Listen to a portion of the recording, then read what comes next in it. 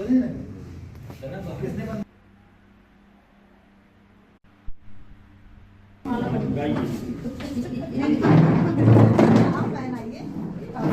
की बहन है, किसी की बेटी, किसी के नंबर नहीं है।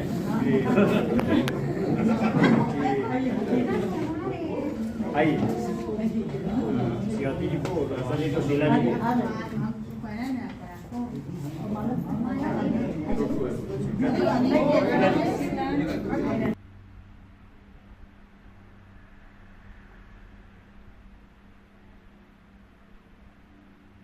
पिछले गरीबों की आवाज हर जगह उठाई जा और उन्हें न्याय दिलाने का काम किया जाए। तो मेरे साथी ने कहा कि मैं इसी के लिए ये पार्टी लेबर पार्टी ने उस चुनाव में भाग लिया और विधानसभा की 13 सीट बाबा साहब को उस चुनाव में मिली।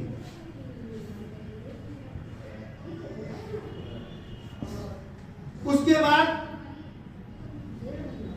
स्वतंत्र भारत के बाद स्वतंत्र भारत जब हुआ और स्वतंत्र भारत में जब चुनाव हुए 1952 का पहला चुनाव, तो उस चुनाव में बाबा साहब ने शेड्यूल कास्ट फेडरेशन के नाम से एक पार्टी बनाई। चुनाव हुआ, उनको नमन करता हूं, श्रद्धा सुमन करता हूं। मेरे साथियों, आधुनिक भारत की जो राजनीति की शुरुआत हुई ये 1937 में शुरू हुई। जब इस देश में अंग्रेज शासन कर रहे थे तो अंग्रेजों को ऐसा लगा कि इस देश के जो दलित, पिछड़े और आदिवासी हैं, इन लोगों के साथ जो सदियों से अत्याचार इस देश के फॉरवर्डों ने किया, उससे उनको कुछ निजात दिलाया जाए। अंग्रेजों ने एक व्यवस्था बनाने आदि के लोगों के हाथ में ही होती है, वोट देने वाले चाहे जो लोग। उस जनसंघ को इस देश में 3% से कुछ ज्यादा वोट मिला और उसके 3 मेंबर चुनाव जीतकर पार्लियामेंट में पहुंचे। मैं बात इसलिए कह रहा हूं कि 85% की जो राजनीति शुरू हुई, जो बाबा साहब ने शुरू किया, उसमें क्या कमियां रह गई कि हम दिल्ली की राजनीति तक नहीं पहुंच पाए। दिल्ली की बात छोड़ो, हम उत्तर प्रदेश या भारत के अन्य प्रदेशों में मजबूती के साथ अपनी सरकार, अस्थायी सरकार काफी दिन के लिए नहीं बना पाए और 15% की आबादी वाले लोगों ने जो पार्टी जनसंघ बनाई, जो बाद में भारतीय जनता पार्टी के नाम से, लेकिन ये बाबा साहब के मिशन को कमजोर करने का उन लोगों का एक तरीका है। ये एक तरीके से सिर्फ संविधान का अपमान नहीं है, बाबा साहब का अपमान नहीं है। ये जो अमित शाह जी ने जो बात कही, इस देश के 85% जो मूल निवासी हैं, जो यहाँ के रहने वाले हैं, जिनका कभी इस देश में सत्ता और शासन था, उन सबका हम लोग ऐसी भाषा का जो है, ऐसे जिम्मेदार पद पर बैठे हुए लोगों के द्वारा कहे गए ऐसी भाषा की जो है कठोर निंदा करते हैं। रही बात भाई कमलेश भारती जी ने पार्टी बनाई, राष्ट्रीय 85 प्रगतिशील समाज पार्टी। मैं भाई कमलेश भारती जी आपको बताना चाहता हूं कि इस देश में जो पार्टियां बनी वो गरीब के बच्चों ने ही बनाई। वो अलग चीज है, पार्टी विकसित हो गई और उसके बाद उस पार्टी में बड़े लोग आए, पूंजीवादी व्यवस्था के लोग आए, पूंजीपति लोग आए और उन्होंने इस पार्टी को हैंड कर लिया, अलग चीज है। लेकिन बनाने वाले लोग, जितनी भी पार्टियां इस देश में बनी हैं उसमें और चल रही हैं, जिसने रन किया वो पार्टियां गरीबों ने ही। अपना हौसला बुलंद रखिए। जब तथागत गौतम बुद्ध जी ने पहला उपदेश दिया था, आप लोग तो बहुत ज्यादा संख्या में लोग हैं, 5 लोग उस उपदेश में उपस्थित हुए थे और गौतम बुद्ध जी पूरे दुनिया में जो है अपना नाम किए। बौद्ध धर्म को मानने वालों की संख्या दुनिया में सबसे ज्यादा हो गई। वो अलग चीज है, इस देश के मनवादियों ने उस धर्म को इस देश से मिटाने में कोशिश। आप लोग दूर दराज से आए हैं, इस पार्टी को बढ़ाने के लिए अपना योगदान देने के पे भगवान का नाम लिया जाता, अभी हमारे साथी बोल रहे थे, तो 7 पुष्पों तक स्वर्ग में पड़े रहते। जिसमें मुझे एक लाइन याद आती है, स्वर्ग होगा कहीं हमको मालूम नहीं, स्वर्ग होगा कहीं हमको मालूम नहीं, स्वर्ग से सुंदर लगता है अपना वतन, स्वर्ग से सुंदर हमको लगता वतन, स्वर्ग से सुंदर अपना भारत वतन। ये तो मैं स्वर्ग में चर्चा कर रहा हूँ। मैं तो माननीय गृह मंत्री जी से इस मंच के माध्यम से कहना चाहता हूँ कि स्वर्ग आपको मुबारक हो, और जितनी जल्दी हो सके आप अपने टीम के साथ में स्वर्ग का रास्ता पकड़ लीजिए तो अच्छा रहेगा, क्योंकि हमें स्वर्ग मिल जाए।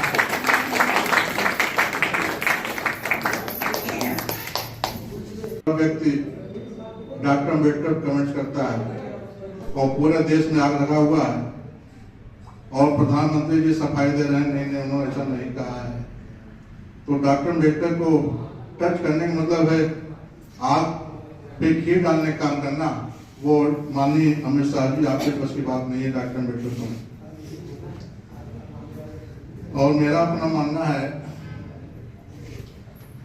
हमने हर महोदया माननीय बौद्धमती विमला देवी जी को मिलेगा, इसलिए मैं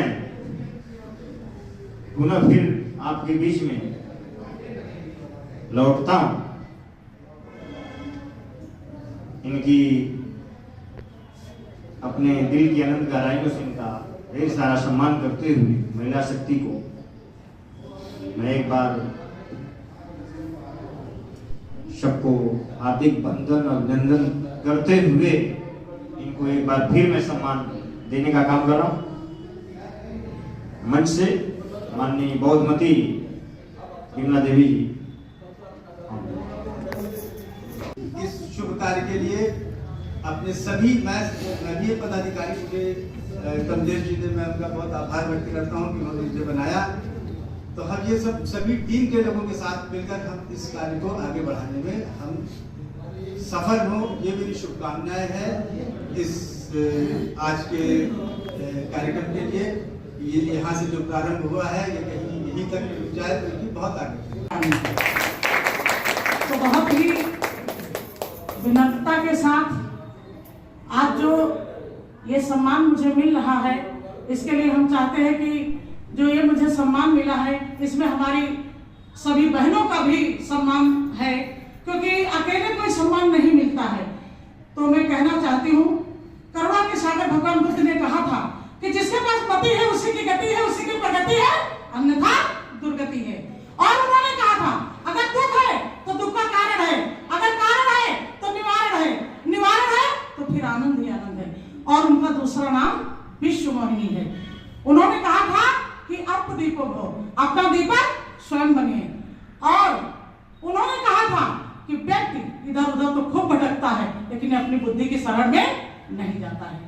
और परम पूज्य बाबा साहब समता स्वतंत्रता बंधुत्व न्याय का संदेश देने वाले विश्व रत्न, भारत रत्न, युग पुरुष, महामानव, तर्कशीलता के ताज, कलम के कोहनूर, कानून के देवता, 9 भाषाओं के नवाब, 32 डिग्री के बादशाह, संविधान के शिल्पकार, बाहुबली, महामानव, भारत के भाग विधाता, गांधी के प्राणदाता, संविधान निर्माता और संसार के सूर्य, पूर्णिमा के चंद्रमा, सर्वकाल काले, कानून के देवता, ऐसे बाबा साहब के चरणों में नमन करती हूँ। उन्होंने कहा था शिक्षित बनो, संगठित रहो, संघर्ष करो। और उन्होंने कहा था किताबें चुप रहती हैं लेकिन आपको बोलना सिखा देती हैं। और उन्होंने कहा था शिक्षा वो सर्दी का दूध है, जो पिएगा वो दहाड़ेगा। और हमारे एक नरम गुरु, एक गर्म गुरु, एक सॉफ्टवेयर, एक हार्डवेयर, एक कीबोर्ड, एक रिमोट। तो हमारे नरम गुरु है संत शिरोमणि रविदास साहब। उन्होंने कहा था कि मत गंगा तो कठौती में गंगा। और उन्होंने कहा था ऐसा चाहूं राज्य में मिले अन्न और छोट बड़ सब सम रहे, रविदास रहे प्रसन्न। वहीं पे हमारे कर्म गुरु क्या कहते हैं कि तोरा मन पर कहलाए और भले बुरे सारे कामों को देखे और दिखाए। हमारे कर्म गुरु हैं कबीर साहब, जिन्होंने कहा था कि कबीरा खड़ा बाजार में सबसे मांगे खैर और ना काबू से दोस्ती ना काबू से बैर। और हमारे बहुजन नायक मानव काशीराम साहब कहते हैं अगर न्याय चाहिए तो शासक बनो गुलाम नहीं। और हमारी शिक्षा की देवी माता सावित्रीबाई फुले, ज्योतिबा माताराव फुले और परमवीर उत्तर भारत के पेरियार ललई सिंह यादव और दक्षिण भारत के पेरियार एबी रामास्वामी नायकर और हमारे उदा देवी पासी, रमाबाई अम्बेडकर और जितने भी हमारी वीरांगना हुई हैं उन्होंने कुछ न कुछ कहा है। झलकारी बाई है ना, तो हम सबको उनसे प्रेरणा लेनी चाहिए। तो मैं कहना चाहती हूँ कि रेगिस्तान में तूफान कभी रुका नहीं करते और हम बाबा साहब की औलाद है, किसी और के आगे झुका नहीं। तो आइए इसी कड़ी में मैं आपको ज्यादा समय न लेकर के मैं आज के राष्ट्रीय अध्यक्ष जो हमारे माननीय कमलेश भारती साहब, मुख्य अतिथि शक्ति सिंह जी तथा अन्य पदाधिकारीगण जिसका मैं नाम नहीं ले पा रहा हूं, उसके लिए मैं क्षमा प्रार्थना। जिस सोच के साथ इस पार्टी का गठन किया गया है, मैं चाहूंगा कि हम सभी लोग इस पार्टी को गति दें।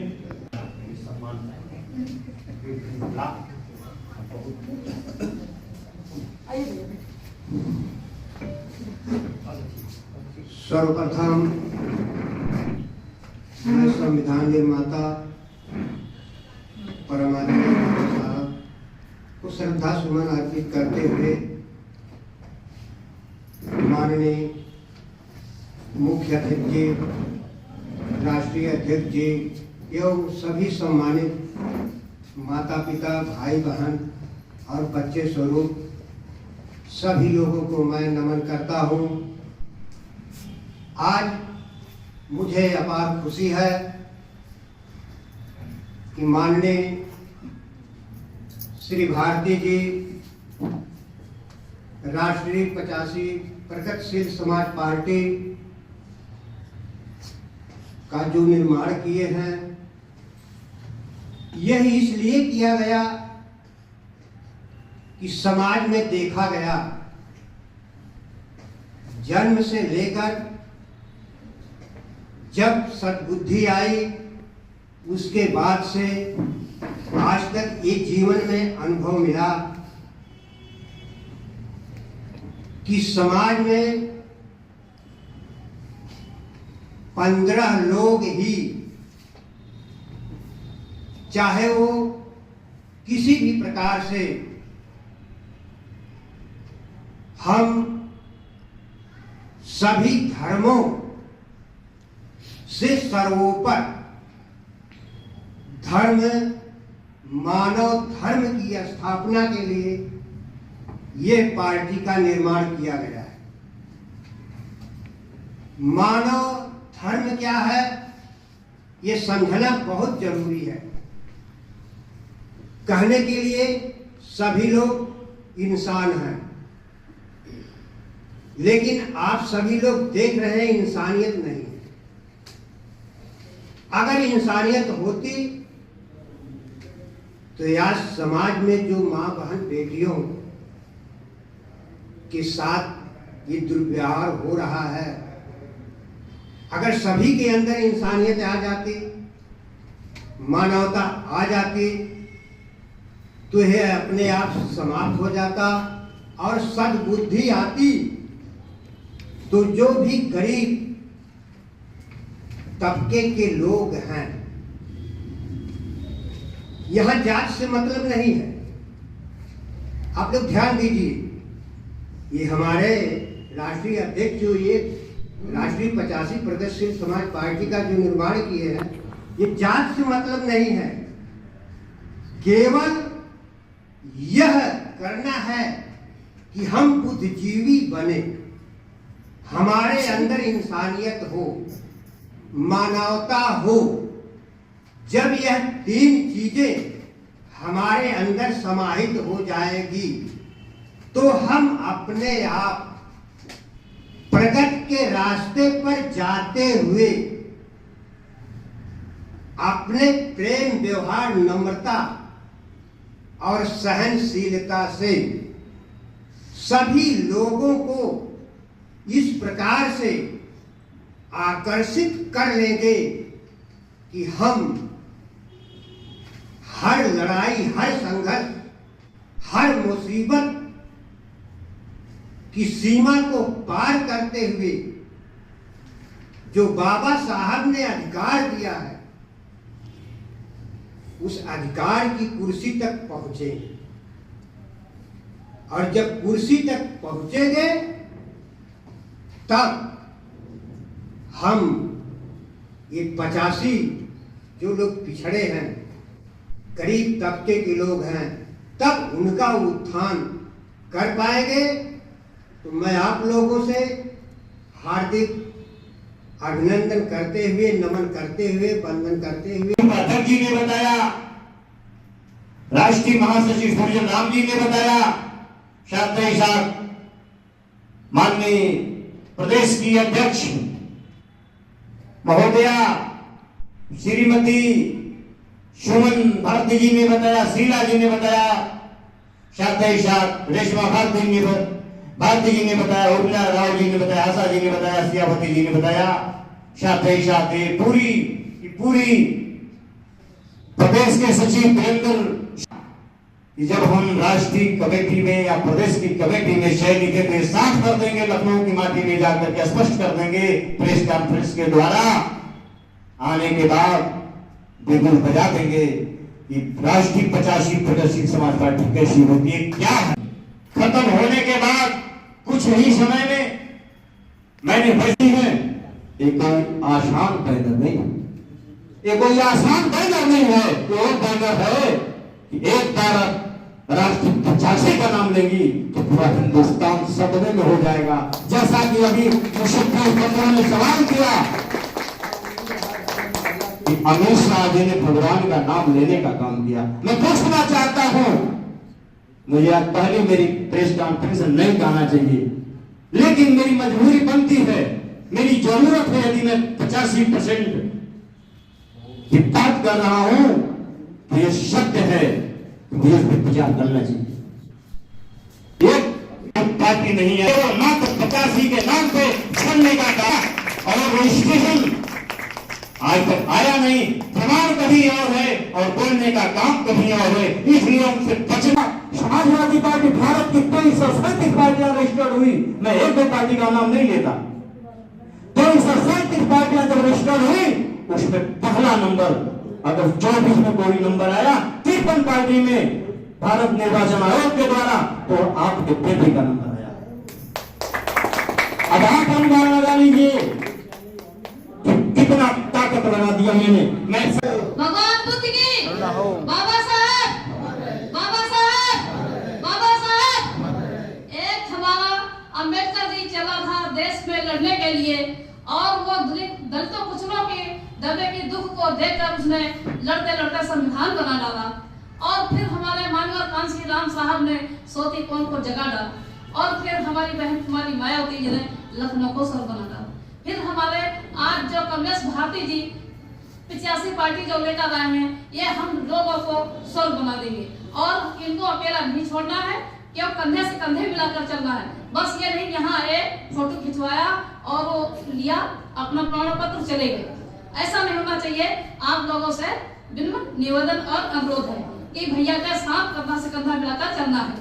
भैया जी तुम सुंदर हो तो महकते क्यों नहीं, किरदार जमाने से अपना छुपाते क्यों हो। भैया जी तुम सुंदर हो तो महकते क्यों नहीं, किरदार जमाने से अपना छुपाते क्यों हो। हलवा नहीं रसगुल्ला है, ये राष्ट्रीय 85 पार्टी खुल्लम खुल्ला है। ये हलवा नहीं रसगुल्ला है, ये राष्ट्रीय 85 पार्टी खुल्लम खुल्ला है। नमो बुद्धाय, जय भीम, जय भारत, जय संविधान। प्रेस कॉन्फ्रेंस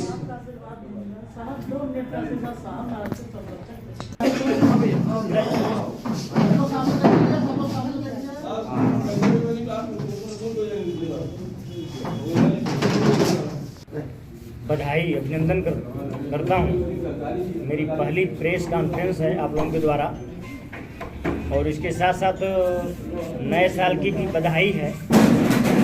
साथ ही साथ जैसे नया जिसकी तैयारी हम उसका रूपरेखा तैयार कर चुके हैं, और दिल्ली जो चुनाव होने जा रहा है विधानसभा 25 में फरवरी में, हम उसमें अधिक से अधिक प्रयास करेंगे कि अपने प्रत्याशी को उतार करके जो 85% की जो भागीदारी है वह साफ हम दिखाने का काम करेंगे। जैसे आज तक 85% की बात करके ज़्यादातर लोगों ने छलने का काम किया, 85 की बात कहा कहीं और, कर दिया कहीं और। तो इसलिए हम अपने रजिस्ट्रेशन पहले जो बात करेंगे उस पर हम खरे उतरेंगे।